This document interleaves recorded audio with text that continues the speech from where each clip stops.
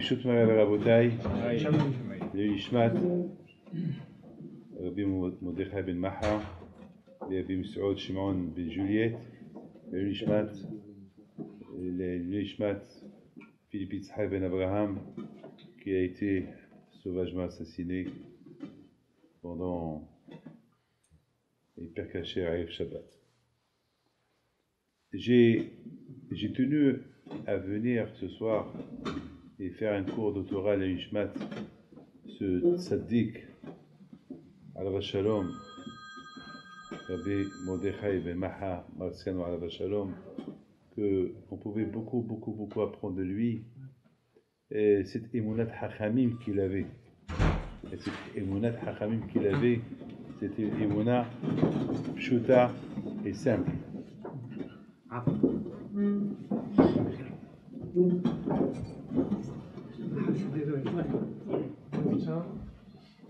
C'était une émouna pshuta et simple.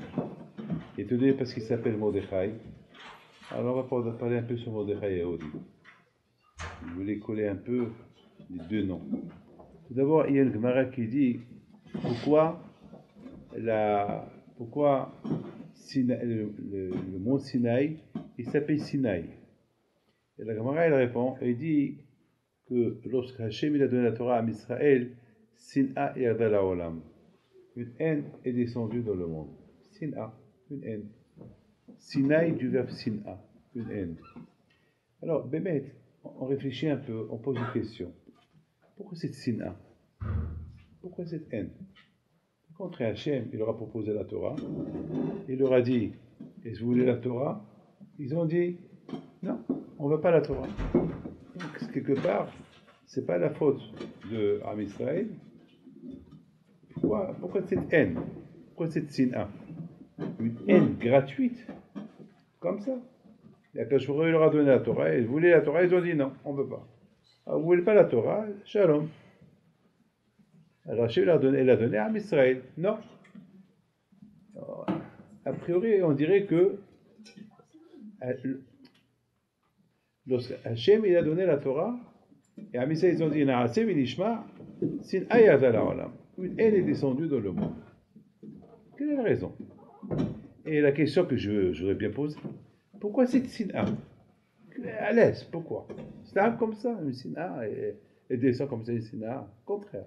Les goïs devaient être contents que le monde maintenant il peut tenir grâce à la Torah. On dit sans la Torah, le monde ne peut pas tenir. Et maintenant que à Israël ils ont pris sur eux le sacrifice d'accepter la Torah, eux et toutes les générations à venir, ils devaient être contents. Ils devaient faire une séouda. Non, il n'y a pas de séouda, ils ne sont pas contents. Là, il est descendu. Et pourquoi? Mais Hachamim ils disent, donc maintenant nous avons deux questions. Pourquoi cette Sin'a gratuite?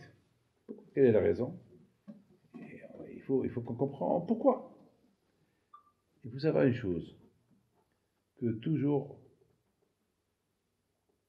Hachamim il vient nous enseigner un enseignement que, malgré tout, quelque part, il y a, au moment que Am Israël, ils ont vu le grand miracle qu'il y a eu avec Haman, que Haman il a fait une xéra pour tuer les Juifs, et la xéra a été annulée, et Hachamim me disent, là, Am Israël, ils ont accepté la Torah avec joie. Il y avait une joie. La joie de mettre Tfilin, la joie de faire Shabbat, la joie de la Brit Mila, la joie de Rosh Chodesh, la joie de la Torah, Oraz Torah, Vikar, c'est Tfilin, il y a eu une grande joie. Péléplaim. C'est étonnant. C'est étonnant. Correct, maintenant les Juifs ils ont compris qu'il y a Hachem, et c'est maintenant que les Juifs ils ont compris qu'il faut accepter que Hachem il a bien fait de nous donner la Torah. Là aussi on va essayer de comprendre pourquoi. Pourquoi Matin Torah c'était pas ça? Et on va essayer aussi de comprendre cette fameuse xéra de Haman. On n'a jamais entendu quelqu'un qui veuille détruire tout le peuple juif. Qu'est-ce qui s'est passé? Omnam, le Midrash il dit que qu'ils ont posé cette question à Rabbi Shimon Bar Yochai. Je vous pose beaucoup de questions. Hein. Il faut comprendre. Et on dit que ils sont venus chez Rabbi Shimon Bar Yochai, ils ont dit mais Peneman et Xera Xerazo. Quelle est la raison que cette Xera de tuer tous les Juifs? Et Rabbi Shimon Bar Yochai leur a dit Mishum Shinehlu Misodado Shotora. Je ne sais pas s'ils ont profité de la Souda de Hachverosh. Et alors? Pourquoi ils ont mangé du taref? Ils n'ont pas mangé du taref. Il y avait là-bas l'Ashgaha, il y avait tout. Il y avait Mashgahim, il y avait de tout. Alors pourquoi? Et c'est vrai, ils ont tiré Ezma, alors. Et si demain et si demain on est invité à l'Élysée, parce qu'il y a une fête nationale et les Juifs aussi ils doivent être là-bas, et on nous apporte un repas super glade, et alors on va dire non. Et si jamais on mange, on va être puni. Pourquoi? Lama. Pourquoi? Donc, à tout ça, il y a des choses. Tout ça, ça comprend. Pourquoi Sinaï est descendu? Vous savez, Rabotai, il faut savoir une chose, que Hachem, jamais il apporte un malheur sur quelqu'un sans raison. Sans raison. Moi, j'ai dit il y a quelque temps, lorsqu'il y a eu le drame à Hyper Cacher, j'avais dit que c'est, bien sûr, d'un côté, ce qui s'est passé, c'était terrible ce qui s'est passé, mais d'autre côté, c'était un moment que Akash Baruch a choisi 4 personnes, comme Nadav et Abihu. Akash Baruch il a sanctionné, il a été sanctionné, Kadesh, sanctifié, pardon, il a été sanctifié par la mort de Nadav et Abihu. Quelque part, Akash Baruch il a fait écouter et entendre au monde entier c'est quoi Shabbat, c'est quoi la Hala, c'est quoi le Kiddush, c'est quoi le judaïsme. Parce que du monde entier, de la Chine, du monde entier, on entend parler du Shabbat. Parce que l'assaut contre le terrorisme s'est passé la veille du Shabbat. Donc partout on parlait du Shabbat. Et pourquoi ça s'est passé comme ça? Parce qu'ils sont partis pour préparer le Shabbat. Donc les gens parlaient du Shabbat. Et ce qui s'est passé, un est parti acheter une hallah, l'autre est parti acheter du vin, et voilà, on parlait que de ça. Donc quelque part, ça a fait une publicité pour Akadosh Baruch Hu. Bien sûr, est-ce qu'Hachem a besoin des publicités comme ça?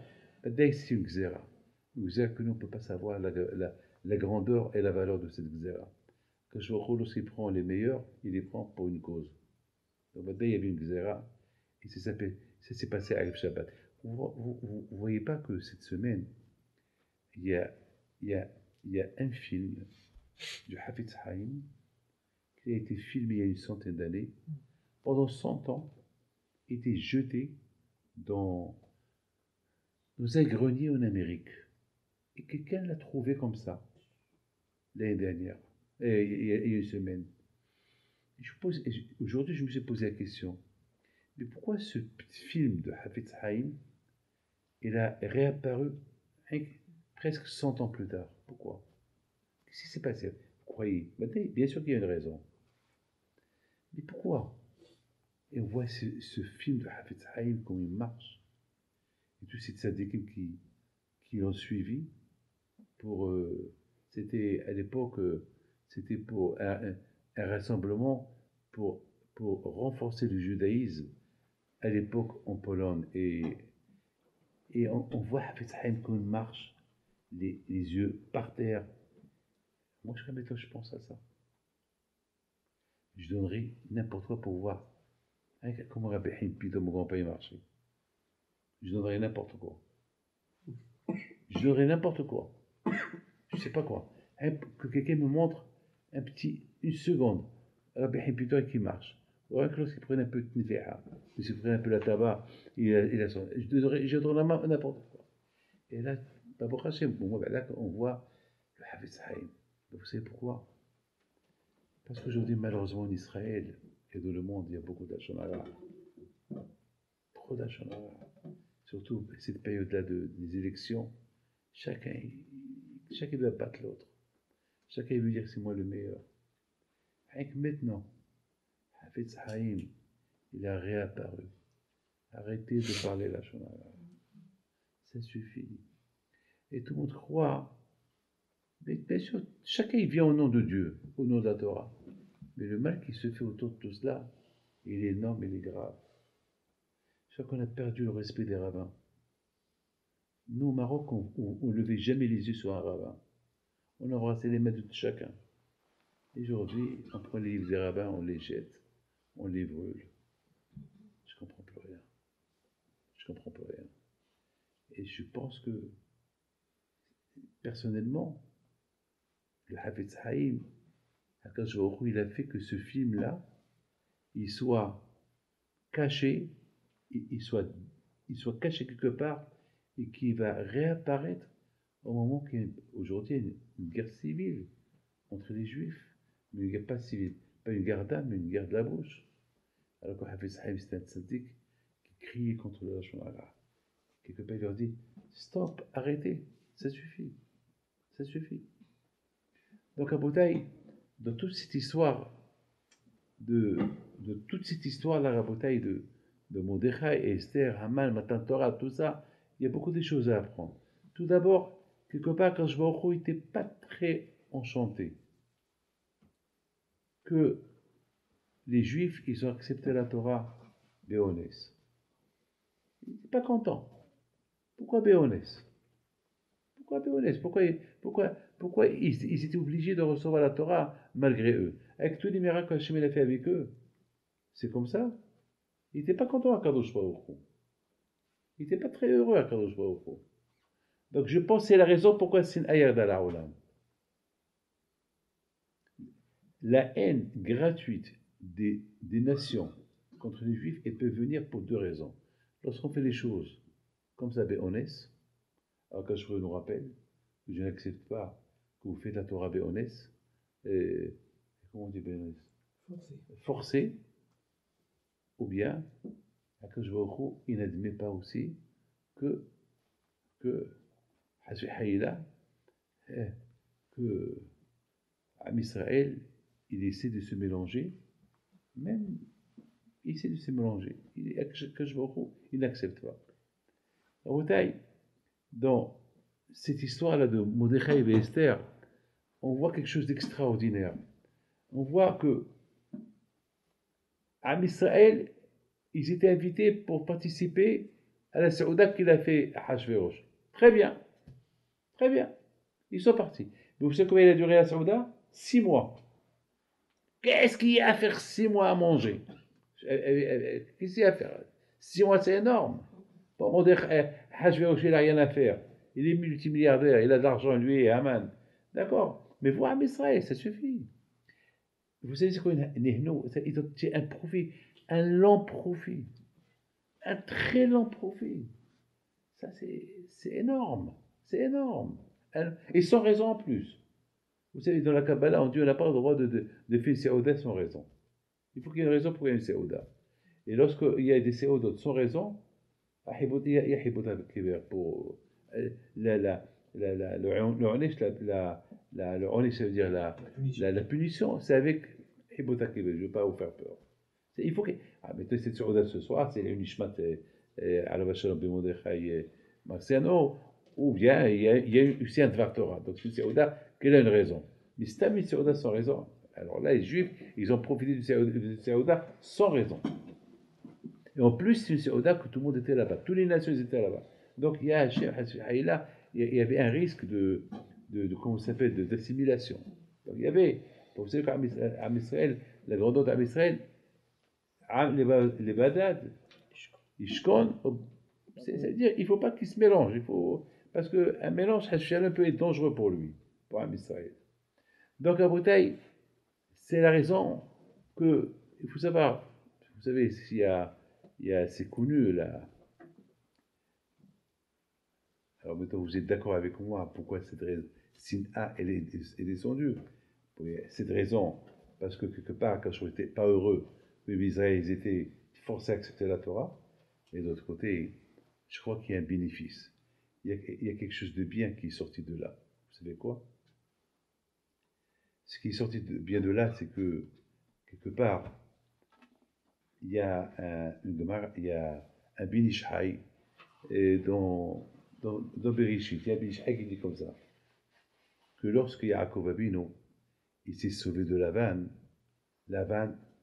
Zra'ale, il a pris il a pris ouais, euh, euh,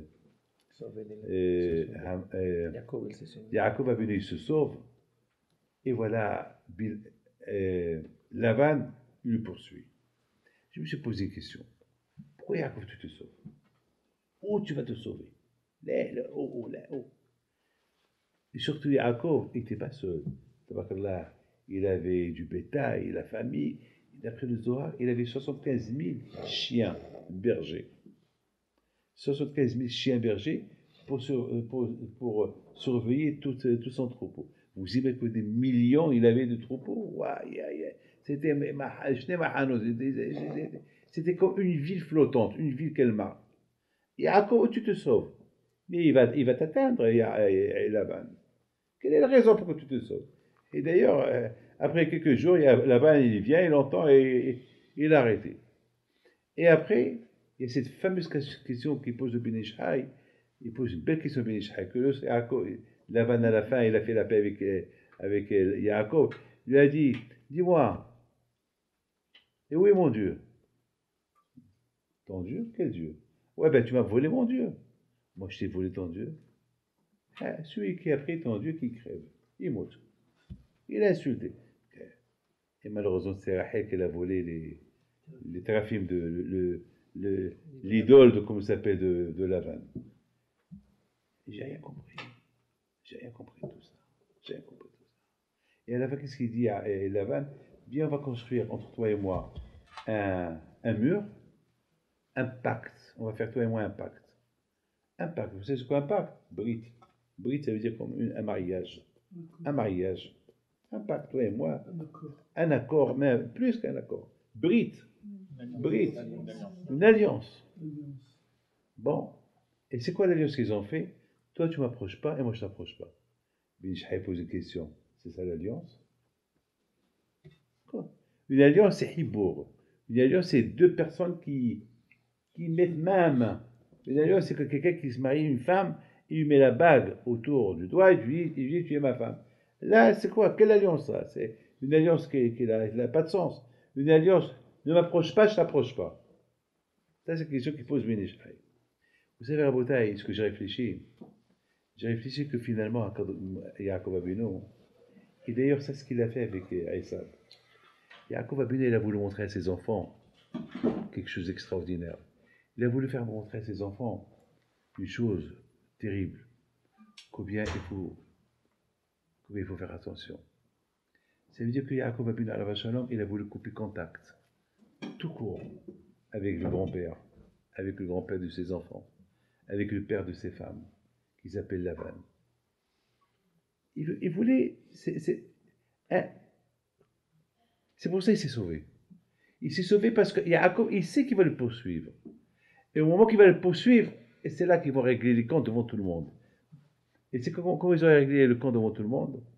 Ben, le compte qu'ils ont été réglés devant tout le monde, c'est que Yaakov Abinu, il a voulu montrer à ses enfants, regarde ce grand-père que vous avez. Il court pour vous tuer. Il court pour me tuer. Il court pour tuer ses filles. C'est pas un grand-père celui-là. Et quel accord il a fait Lavan? Ne m'approche pas et je t'approche pas. Et c'est là Rabotaï. Ce que Yaakov a voulu que ses enfants ils apprennent. Vous voyez quel grand-père vous avez? Il fait un accord, il fait une alliance. Et quelle alliance? Il veut plus de vous. Il veut pas que vous l'approchiez. Il veut pas qu'on l'approche. Et pourquoi tout ça? Parce que Lavan il avait peur. Lavan il savait que il ne faut pas s'approcher de Ham Israël. On ne peut pas prendre d'eux. Il n'y a rien à prendre d'eux. Rabotaï, et c'est la même raison pourquoi Yaakov Abinu alav shalom, lorsqu'il a rencontré Esav son frère, il a rencontré Esav son frère d'une manière éclatante. Comment il a rencontré Esav son frère? Il a rencontré Esav son frère d'une manière que lorsqu'à la fin, Esav lui dit, ben, je vais aller avec toi, il lui dit, non, tu ne viens pas avec moi. Au départ, Yaakov, il voulait rencontrer Esav. Une fois qu'il a rencontré Esav, il lui dit, non, je ne veux plus être avec toi. Pourquoi? Yaakov, il veut que ses enfants voient qui est le tonton, qui est Esav. Avec celui-là, on ne l'approche pas. Vous voulez réussir dans votre judaïsme, Am, Levada, Dishkon. Lorsque on est unis autour de notre religion, autour de la Torah, c'est tout. Avec le respect total de tout le monde. Les nations, on les respecte. On respecte tout le monde. On doit les aider. On peut tout faire pour eux. Mais lorsqu'il s'agit de la Torah, on ne peut pas faire la Torah avec personne. La Torah, c'est autour de nous. C'est tout. Et c'est ça, Rabotaï, cette alliance spectaculaire qu'il a fait. Ne m'approche pas, je t'approche. Vous savez, de la même façon qu'il y a un pacte qui s'appelle, lorsque un homme et une femme se marient, ça s'appelle Brit, ça s'appelle une alliance. Et lorsqu'ils divorcent, ça s'appelle Get Keritut. C'est quand, par exemple, on prend le papier, regardez, dans ce disons, cette Ketouba, elle représente le mariage entre monsieur et madame. Et lorsqu'ils divorcent, on la déchire. C'est séparé. Mais cette séparation, c'est pas une séparation de haine. Il faut qu'elle soit une séparation dans le bien. Parfois, une séparation peut être bien aussi. Ce matin, j'ai conseillé à un couple de divorcer. Maman, je lui aurais conseillé de divorcer. Et j'aurais dit, en divorçant, vous allez trouver une belle vie. Parce que la vie que vous mettez avec une alliance, autour d'une alliance, vous êtes en train de s'entretuer et les enfants au milieu. C'est mieux une séparation. C'est mieux pour vous. Et restez bien. C'est mieux. D'ailleurs, il y a une histoire avec Abius à Galilée, qui était marié avec une femme. Et sa femme était très méchante. Jusqu'à que Hachamim, ils ont conseillé à Abius à Galilée de divorcer sa femme. Et il a divorcé. Alors, ils se sont mariés avec un aveugle, et cet aveugle-là, il faisait d'elle de tout. Il l'a frappé, il l'a insulté. Chaque fois, Rabbi à Galilée, il entendait des cris. Il a reconnu que c'était les cris de sa femme. Il sort dehors, il voit que un homme aveugle en train de battre sa ex-femme. Il va et leur dit, qu'est-ce qui se passe? Pourquoi tu la frappes? Je la frappe. Jusqu'à qu'Abius à Galilée lui a dit, écoute-moi, à partir de maintenant, chaque semaine, tu viens chez moi et je te donne une somme d'argent. Ne va plus mendier d'argent à personne et ne frappe plus ma ex-femme. Vous voyez que même que Abius à Galilée a divorcé sa femme, il n'est plus avec sa femme, malgré tout, il a eu rahmanout pour elle. Donc il y a ce qu'on appelle une brite il y a ce qu'on appelle un divorce dans la paix. Un divorce dans la paix. Et c'est ça, Rabotaï, mes amis, c'est ça. C'est une brite qu'il a fait la vanne avec Yaakov. Une brite, une alliance, ne m'approche pas et je t'approche pas, et c'est le mieux, et pour toi et pour moi. Comme ça, moi, je n'apprends pas de toi et toi, tu n'apprends pas de moi. Rabotaï, maintenant, vous comprenez très bien. Am Israël, malheureusement, il dit Rabbi Shimon bar Yochai, pourquoi la Gzera est venue sur Am Israël? Et le Midrash répond, parce que ils ont tiré profit de cette Seouda.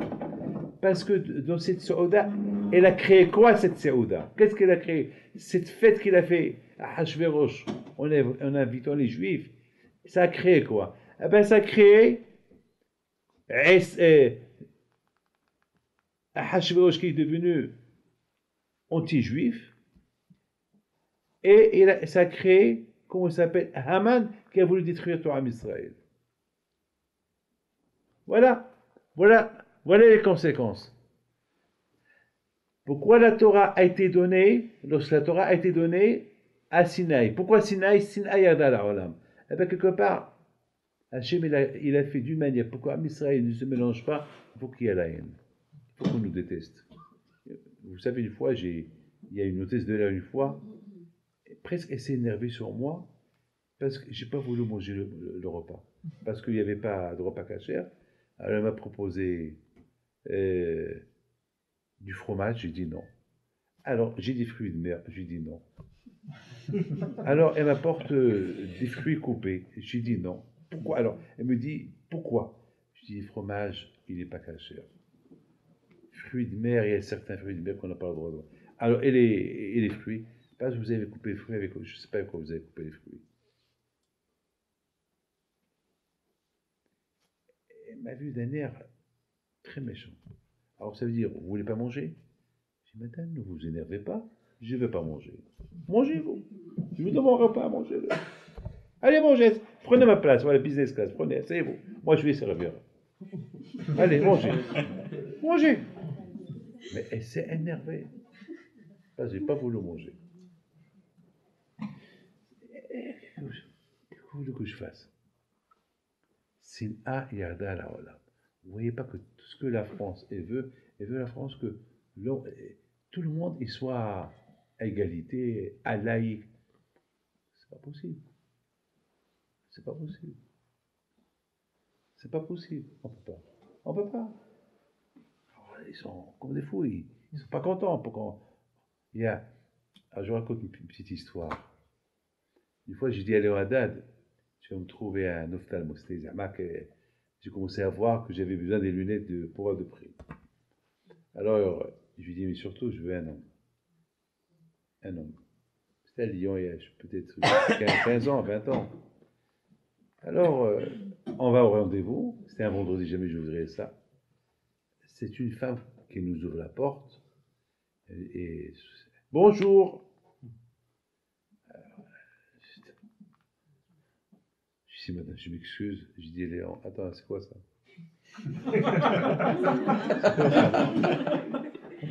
C'est quoi ça? Où est le... Ah, alors, il était un peu gêné. Ben, on a rendez-vous avec professeur. Il dit, bon, il n'est pas là, c'est moi la remplaçante. Et j'ai dit, oh, ça commence mal. Alors, elle n'était pas très contente. Elle a fait une grimace, un geste.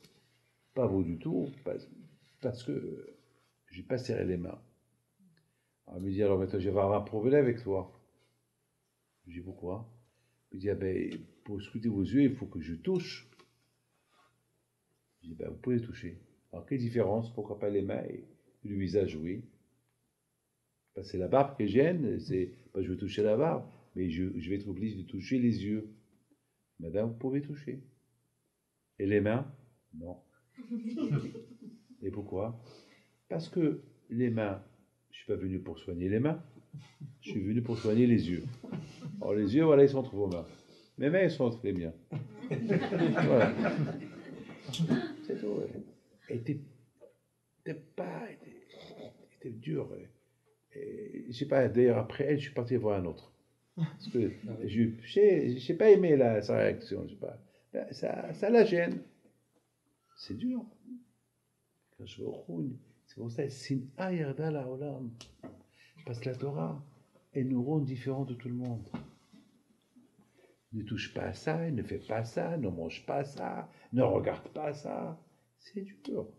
C'est-à-dire quoi alors quoi un contre tout le monde. Quoi vous êtes une poignée de juifs et vous voulez nous dicter quoi? On vous dicte rien du tout, c'est notre religion. Oui, mais non, mais il faut aller, il faut être comme tout le monde, il faut calmez-vous.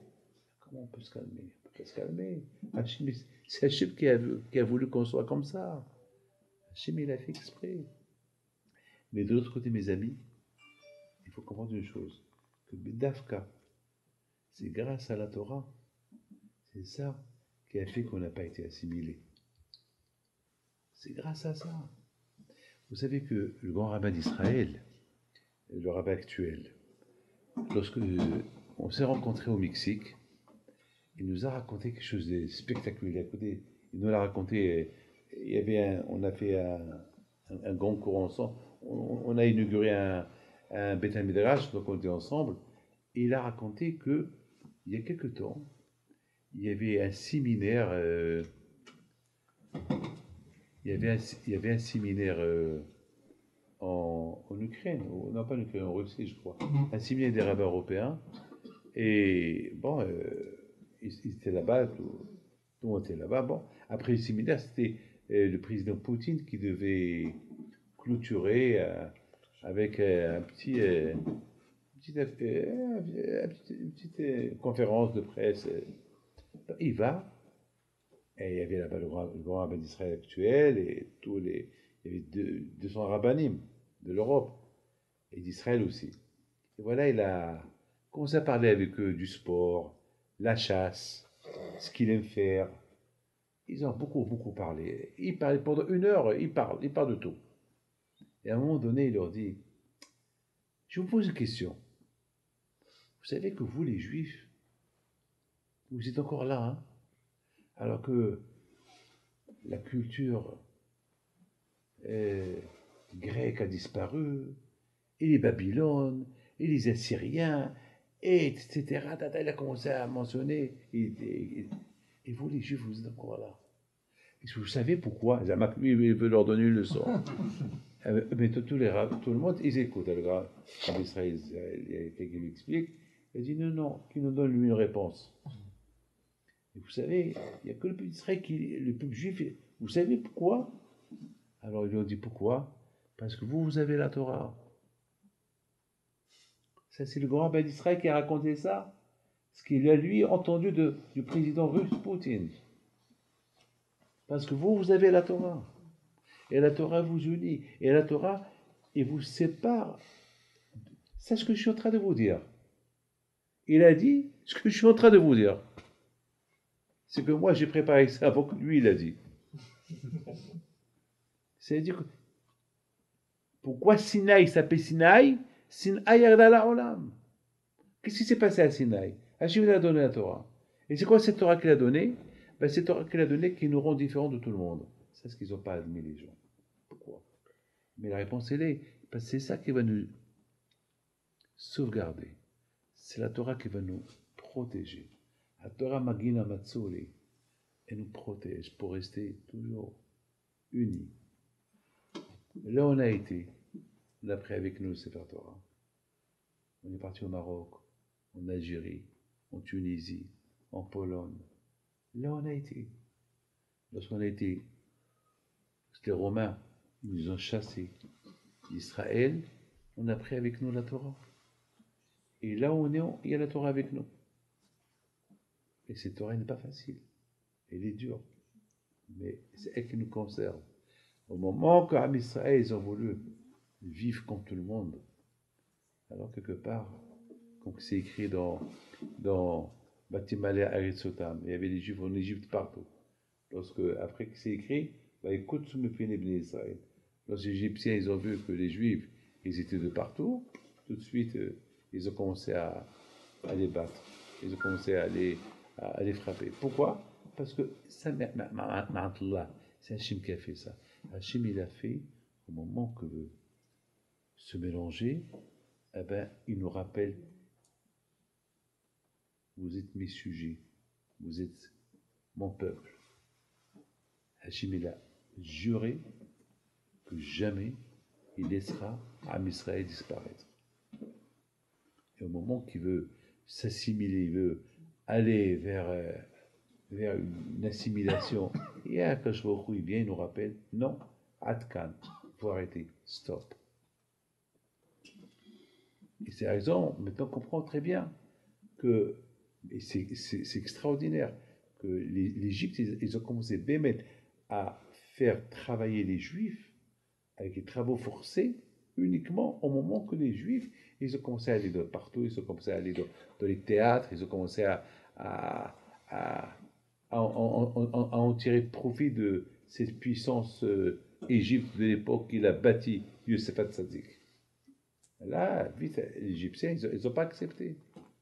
Je voudrais simplement vous dire que c'est extraordinaire de vous dire, M. Marciano Alav Shalom, et Mordechai Marciano Alav, Rabbi Mordechai Marciano Alav Shalom, cette émouna qu'il avait, des gens qui ont une émouna pure, une émouna sincère, pas une émouna trafiquée. C'est pas, oui, je crois, c'est une émouna sincère. Et une émouna sincère, à notre époque, c'est dur d'avoir. Il faut, il va appartenir à l'époque passée pour avoir cette émouna, parce qu'il a vécu avec le passé, il a vécu, il a vu aujourd'hui. C'est deux mondes différents. Deux mondes différents. Aujourd'hui, c'est pas facile d'être comme ceux d'avant. Et si on arrive à être comme ceux d'avant, c'est un grand route. Le iPhone, toujours, il a existé. C'est pour cela, Lavan, il avait les teraphim. Il consultait son propre iPhone. Et c'est pour ça, Rachel Meno, il lui a volé son teraphim. Ses teraphim, il lui a volé son iPhone, sa Abodazara, qui lui disait tous les l'avenir et tout ça. Il a volé. Il a voulu.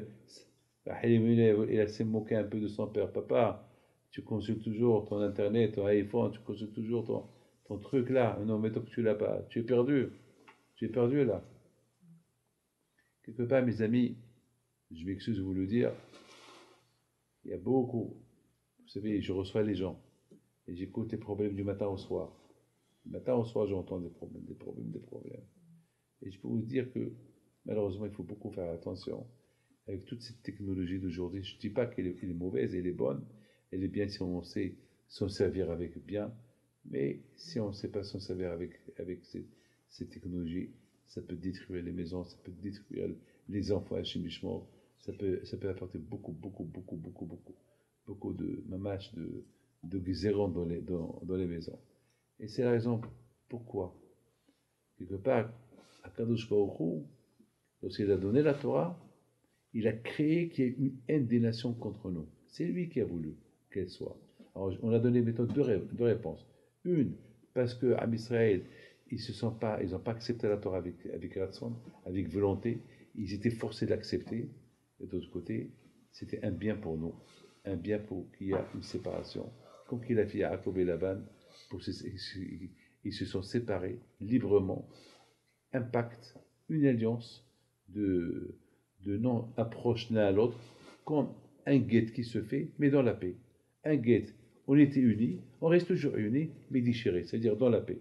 Et il n'y a pas mieux que ça, comme qu'on avait au Busa, Galila, c'est la raison pourquoi, Rabotai, il y a une chose que je termine avec cette phrase-là. Lorsque les Juifs, ils ont quitté l'Égypte, c'est écrit, il y avait Erev Rav. C'est quoi Erev Rav? C'est les gens qui sont convertis au judaïsme, qui sont partis avec les Juifs, ou pas. Mais qu'est-ce qu'on est sorti de ces Erev Rav-là? De ces gens-là qui ont quitté l'Égypte et qui se sont convertis au judaïsme. Ah ben, ils ont causé aux Juifs de faire le veau d'or. Et toujours ils étaient là pour embêter les Juifs. Et ils étaient Juifs. Ça, c'était l'époque de Moshe Rabbeinu et des Israël de ces gens qui étaient l'Égypte. Je me suis posé une question.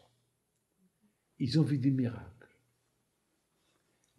Ils étaient égyptiens, je ne sais pas de quelle nation ils étaient. Pourquoi? Quelle est la raison qu'ils sont restés Rishaïm? Vous savez pourquoi? Vous savez pourquoi? Parce qu'ils ont vu les Juifs. Ils ont accepté la Torah. Forcé. Je sais que le Juif, il donne la hashpa'a sur les autres. En voyant les Juifs qui ont reçu la Torah forcée, alors, si les Juifs étaient forcés pour recevoir la Torah, alors eux, ils étaient déjà faibles. Donc, ils sont arrivés même à faire le veau d'or. Mais à l'époque de Mordechai Esther, c'est écrit les rabbis me'ameh haaretz mityahadim. Beaucoup de gens, ils deviennent juifs. Pourquoi? Parce qu'ils ont vu les Yehudim aïta ora v'simcha. Ils ont vu que les Juifs, ils ont accepté la Torah avec joie. Ils ont vu le contraire de ce qui s'est passé à Matan Torah. Lorsqu'ils ont vu ça, Rabbi me'ameh haaretz mityahadim. Qui vous a demandé de devenir juif?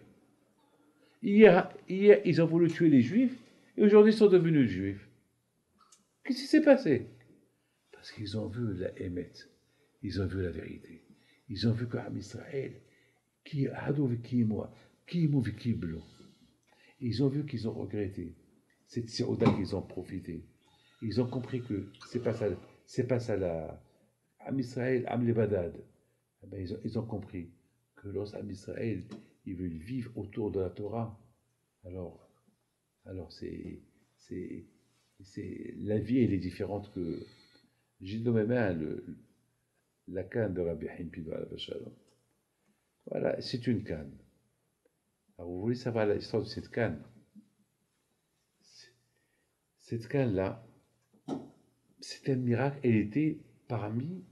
J'étais en train de nettoyer la maison de Rabbi Haim Pido. Il y a 38 ans peut-être. Il y avait il y avait deux chambres en haut, au deuxième étage, au premier étage, des bouteilles, des journaux. J'ai tout jeté.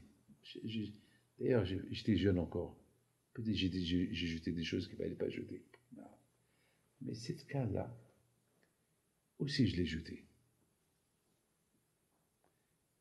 Et à un moment donné, je l'ai pris.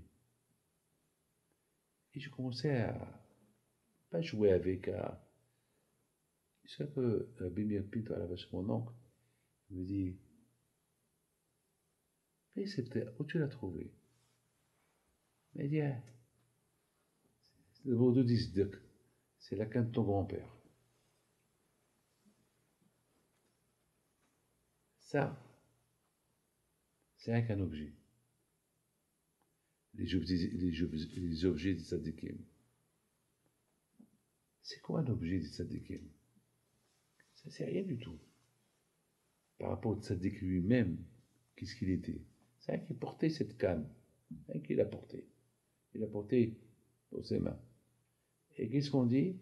On dit, cette canne, elle a la kdusha des mains de Rabbi Haim Pinto. La canne, c'est la canne, la main, c'est la main. Alors, qu'est-ce qu'elle était la main? La main rabotaille la main. Je voudrais vous dire, c'est quoi là, une main? La main d'un tzaddik aujourd'hui, j'ai vécu une histoire terrible aujourd'hui.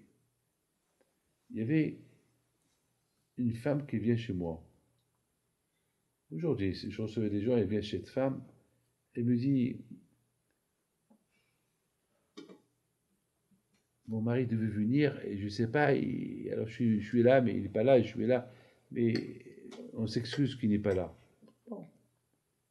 Il dit, bon, Hachem, on les a eus. J'ai bien compris. Vous avez eu quoi? Elle me dit, l'année dernière, je suis la deuxième femme de mon mari, parce qu'il s'est marié pour la deuxième fois. Il n'avait pas des enfants avec la première. Donc, elle voulait des enfants. Elle a vu qu'elle n'a pas d'enfants avec mon mari. Elle est partie, ils ont divorcé. Et moi, je me suis marié. Et on est venu chez vous l'année dernière.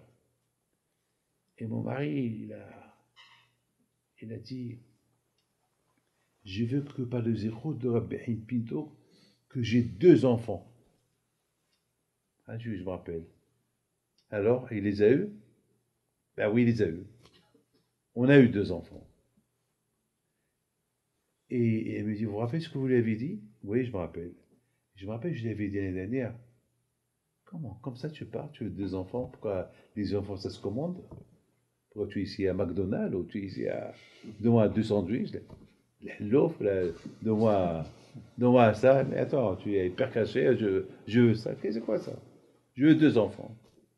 Et c'était quoi sa réponse? Sa réponse était, eh ben, Rabbi Haim Pinto, il est à côté d'Hachem, j'exige de lui qu'il me donne 2 enfants, qu'il va chez Hachem et qu'il me donne 2 enfants. Alors, je me rappelle l'année dernière, je lui avais dit, ah ben, puisque tu parles comme ça, alors pourquoi tu es venu ici? Il me dit, ben, je suis venu simplement pour que vous écoutez et vous répondez Amen. Je lui dis Amen. Il a eu 2 enfants. Ça, c'est la Emouna. C'est lui qui a fait le miracle. Ça, c'est Am Israël. Lorsqu'il suit le chemin d'Hachem, être juif, c'est pas facile. Être juif, c'est très dur. Très dur, parce que ça demande des sacrifices, ça demande plein de choses. Ne croyez pas que c'est facile. Ça demande plein. Vous allez jeter, mais regardez, on est Pessah qui approche. On a passé Purim, Pessah, Shavuot. La seule fête de la Torah qui te parle qu'il faut manger, c'est Pessah. Parce que Pessah, il y a une mitzvah de Achilat Matzah. Il y a une mitzvah de Achilat Maror. Sukkot, c'est pas Sukkot Yeshua, tu t'assois là-bas. Mais le Torah te parle de manger, et en plus, il te donne un menu. Quel menu? La galette. Et il te donne un autre menu. Lequel? Korban Pessah, le sacrifice de Pessah. Et te donne un menu comme manger à Pessah. Et te donne le menu. Et te donne un autre menu. Tu manges le maror. Quelque chose d'amer. Mais de l'autre côté, à Purim, on te dit mange ce que tu veux. Bois ce que tu veux. Mange ce que tu veux. Bois ce que tu veux. Éclate-toi et fais ce que tu veux. Mais pour Shavuot, on te dit assieds-toi et étudie la Torah. C'est-à-dire, vous avez ici une belle leçon de fête. C'est quelque part, Akadosh Baruch Hu, d'un côté, Akadosh Baruch Hu, il nous donne des fêtes. Il faut savoir, il faut avoir Emunat Hachamim. Si Hachamim t'ont dit de manger beaucoup, tu manges beaucoup. Hachamim te dit ne mange pas beaucoup, ne mange pas beaucoup. On te dit ne mange rien, tu t'étudies, tu manges rien, tu étudies. Et c'est ça le symbole. Pessah, c'est Pessah. Il a une raison pour qu'on fait Pessah. D'un côté, Pessah, c'est la fête de la Simcha, la fête de libération, mais libération de quoi? Libération de tout ce qui est matériel. Tu manges et tu t'occupes que des mitzvot. Et de l'autre côté, tu as Shavuot. Shavuot, c'est un autre sort de manger, qui est le Alalihim li badu ihya Adam, qui est Al-Komot Sapé Hashem ihya Adam. Le manger spirituel qui est l'étude de la Torah. Et c'est voilà. Si on veut, et Akadosh Baruch Hu, il nous surveille de là-haut. Lorsqu'il voit que quelque chose va se passer, Akadosh Baruch Hu va tout faire pour l'annuler. Voilà, nous avons bien compris que lorsque Hasvi Shalom, on fait une mitzvah forcée, Akadosh Baruch Hu n'est pas content. Lorsque Hasvi Shalom, Akadosh Baruch Hu voit qu'on veut s'assimiler, Akadosh Baruch Hu il est là pour stopper. Et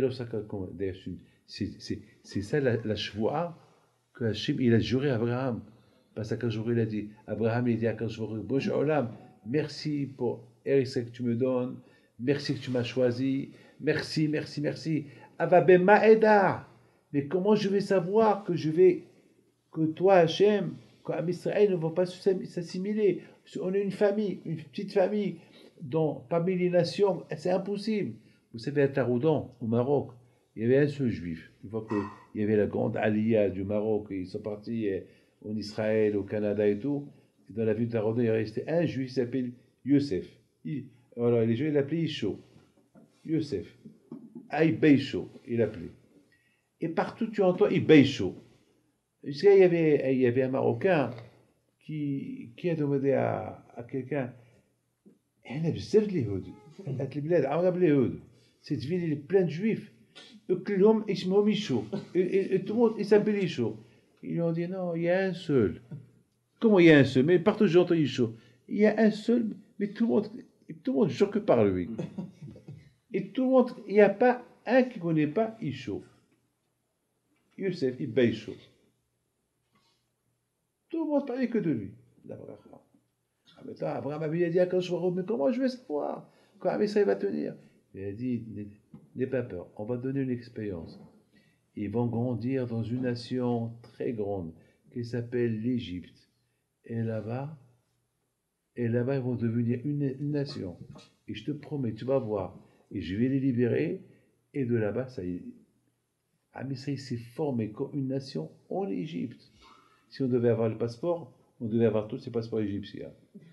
On devait avoir, si on doit demander une nationalité aujourd'hui, tout à Israël, c'est une nationalité égyptienne parce que nos aïeux viennent de là-bas. Et là-bas même, quand je crois, il les a protégés pour qu'ils restent une nation. Mais mes amis, je termine. Pourquoi Israël reste une nation? Il faut la Torah. Il faut la Torah. Ça, c'était avec Bdi'avad. Quand je vois, il nous a montré que malgré sans la Torah, qu'on n'a pas eu la Torah en Égypte, malgré tout, on est resté Il nous a protégés. Ça, c'était une protection de Hakadosh Baruch Hu. Ah, t'es pas sûr qu'ils n'ont pas voulu quitter l'Égypte, ils sont morts. Mais à partir du moment qu'ils ont quitté l'Égypte, sans la Torah, on n'est pas protégé. Il ne faut pas être light avec les enfants. Il ne faut pas être light. Il faut être haram, intelligent. Il ne faut pas être light. Il ne faut pas être très... Il faut faire attention aujourd'hui. Malheureusement, aujourd'hui, il y a trop d'ouverture, trop d'ouverture. De chimishmo, avec la technologie, trop d'ouverture. Et à Israël, on doit rester enfermé. Vous mettez trop d'ouverture. Alors comment on va se protéger avec toutes les ouvertures? La Torah, les mitzvot, Shabbat, Tfilin, Kashrut, Tarat HaMishpacha, la pureté familiale. Il n'y a que ça. Il n'y a que ça. Ce matin, il y a une femme qui vient chez moi, elle pleure, elle a 3 filles. Les 3 filles assimilées, qu'elle me dit, mais on fait Shabbat, on n'est pas très religieux. Je dis, madame, vous mangez du kasher? Oui. Vous savez, on n'est pas bête. Ce oui, il veut tout dire. Madame, c'est mélanger la viande et le beurre. Oui, voilà encore. Ce oui qui veut dire non. Ce oui qui veut dire qu'il n'y a pas de cache-croûte. Ce oui qui veut dire... Alors, il y a un qui dit à sa mère, maman, mais quelle différence il y a entre ma copine, qui est italienne, c'est vrai, pas juive, et la viande pas cachère que j'apporte à la maison. La viande, elle n'est pas cachère, tu la manges, et pourquoi cette femme qui n'est pas cachère, tu ne l'acceptes pas? Quelle différence entre celle-là et ça? Ben, elle n'a pas pu le répondre. Devant moi, elle lui a dit. Elle dit, non, mais la viande. Elle dit, mais quelle différence? Tu dis que la Torah, elle interdit la viande qui n'est pas cachère. Alors pourquoi tu la manges? Pourquoi ma copine, tu ne l'avais pas, et la viande pas cachée, tu l'avais fait rentrer là. Elle n'avait pas de réponse. Vous savez ce qu'elle me dit? Monsieur Rappel, vous avez une réponse pour lui? Je dis, non, il a raison. Il a raison. Il a raison. À vous de trouver la réponse. Voilà. Yeratson, que Akadosh Baruch Hu fasse, Be'ezat Hashem, que ce doigt Torah que nous avons lu maintenant, il soit une nishmat, B'Mordechai ben Maha, une nishmat ben Saud, chez Shimon ben Juliette, ben Julia Cohen, ben nishmat Philippe Yitzhak ben Abraham, et les 3 autres qui ont été tués à Kiddush Hashem, Nishmatam Begal Eden. Amen.